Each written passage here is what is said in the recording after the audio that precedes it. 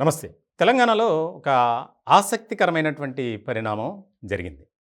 పబ్బా అరుణ్ కుమార్ అతనికి 2023లో ఎస్ఐ ఉద్యోగం వచ్చింది. నిజామాబాద్‌కి చెందినటువంటి యువకుడు. ఆ ట్రైనింగ్‌లో భాగంగా శిక్షణ పూర్తి చేసుకొనొచ్చాడు. ట్రైనీ ఎస్ఐగా ఒక చోట ఏస్తారు. దానిలో భాగంగా సైదాబాద్ పోలీస్ స్టేషన్‌లో అతనికి డ్యూటీ వేశారు. ఇట్లాంటి క్రమంలో ఆ పోలీస్ స్టేషన్ పరిధిలో ఓ యువతి కంప్లెయింట్ చేయటానికి సైదాబాద్ పోలీస్ స్టేషన్‌కి వెళ్లారు. ఆ సమయంలో ఇంకా సీనియర్స్ ఎవరు లేకపోవడంతో ఈయనే ట్రైనీ ఎస్ఐగా ఉన్నారు. కంప్లెయింట్ తీసుకున్నారు. దానికి సంబంధించి వివరాలు రాసుకున్నారు. అంతా బాగానే ఉంది. అప్పుడే అటు వివరాలన్నీ మొత్తం డీటెయిల్స్ ఇస్తారుగా. ఆ ఫోన్ నెంబర్‌కి 4 రోజుల తర్వాత ఎస్ఐ గారు ఒక మెసేజ్ పెట్టారు. మీరు చాలా బాగున్నారండి. మీకు ఓకే అయితే నేను మ్యారేజ్ చేసుకుంటా అని చెప్పి. ఫస్ట్ కేసు గురించి మాట్లాడి అంతా ఇది జరిగిన తర్వాత ఈ రకమైనటువంటి మెసేజ్ పెడితే ఆ అమ్మాయి కూడా ఒక రకంగా ఆకర్షితురాలైంది. వెంటనే కాదు, కొద్ది రోజులు మాట్లాడుకున్న తర్వాత. ఇట్లాంటి క్రమంలో 2023 జనవరి నుంచి ఇప్పటి వరకు ఈ ఇద్దరి మధ్య ప్రేమ నడిచింది. వారు టూర్లు వెళ్ళటం, శారీరకంగా కలవటం ఇవన్నీ జరిగాయి. ఈ ఎస్ఏ ఆ అమ్మాయికి 2 సార్లు అబార్షన్ కూడా చేయించాడు. ఎందుకంటే అమ్మాయి గుడ్డిగా నమ్మేసింది.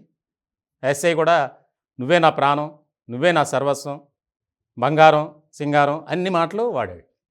ఇట్లాంటి క్రమంలో తాజాగా ఈ ఎస్ఐకి మరొక మహిళతో, యువతితో ఎంగేజ్మెంట్ అయింది. ఆ విషయాన్ని కూడా దాచిపెట్టి ఈయన ఆ అమ్మాయితో ప్రేమాయణం సాగిస్తూనే ఉన్నాడు. ఎందుకో డౌట్ వచ్చింది. ఇద్దరు కలిసినప్పుడు మొబైల్లో ఫొటోస్ చూసింది. చూసిన తర్వాత ఈ ఎస్ఐ అరుణ్ని నిలదీసింది. ప్రస్తుతం అరుణ్ సిద్దిపేటలో పనిచేస్తున్నాడు. దీనికి సంబంధించి ఇంకా ఇంట్లో వాళ్ళ వల్ల పెళ్లి చేసుకోక తప్పడం లేదు. నువ్వు మాత్రం నిన్ను లైఫ్ లాంగ్ హ్యాపీగా చూసుకుంటా, నువ్వే నా మొదటి భార్యవి అని చెప్పి ఇక త్రివిక్రమ్ స్టోరీ అంతా చెప్పాడు. ఇట్లాంటి క్రమంలో ఆ యువతి ఎలా అయినా సరే ఇతనికి సరైనటువంటి శిక్ష పడాలి అని చెప్పి ఒక తీర్మానం చేసుకుంది. చేసుకున్న తర్వాత నిమ్మతంగా ఈ ఎస్ఐ ఎవరైతే అమ్మాయిని వివాహం చేసుకోబోతున్నాడో ఆ యువతి తాలూకు వివరాలన్నీ సేకరించింది. సేకరించిన ఆమె కాముగా ఉందా? వీళ్ళిద్దరూ ఏకాంతంగా దిగిన ఫోటోలు, చాటింగ్లు అన్నీ ఆ అమ్మాయికి పంపించింది. అసలు గొడవ అక్కడ స్టార్ట్ అయింది.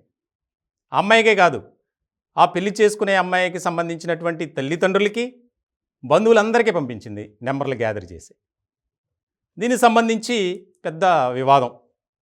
ఈయనేమో పోలీస్ డిపార్ట్మెంట్లో ఎస్ఐ కదా, ఎక్కడా కూడా వ్యవహారాన్ని బయటికి రాకుండా చూశారు మొత్తం గత ప్రభుత్వంలో. దీనికి సంబంధించి చాలా కీలకమైనటువంటి పరిణామంగా ఏదైతే జరిగిందో, ఏ రకంగా నేను మోసపోయానో అవన్నీ కలిపి ముఖ్యమంత్రి రేవంత్ రెడ్డి కార్యాలయానికి ఒక రిజిస్టర్ పోస్ట్లో పంపించింది. వెంటనే సీఎం ఆఫీస్ నుంచి ఆమె కాల్ రావటం, వివరాలన్నీ సేకరించిన తర్వాత డీజీపీకి ఆదేశాలు జారీ చేశారు. అతనిపై విచారణ చేపట్టండి అని ముఖ్యమంత్రి ఆదేశాల ప్రకారం. దానికి సంబంధించి మొత్తం అంతా ఈ ఎవరైతే బాధిత యువతి ఉందో తాను చెప్పినవన్నీ అక్షర సత్యం అని ఒక నిర్ధారణకు వచ్చినటువంటి పోలీసులు, ఉన్నతాధికారులు ఈ అరుణ్ని తాజాగా అరెస్ట్ చేయడం జరిగింది.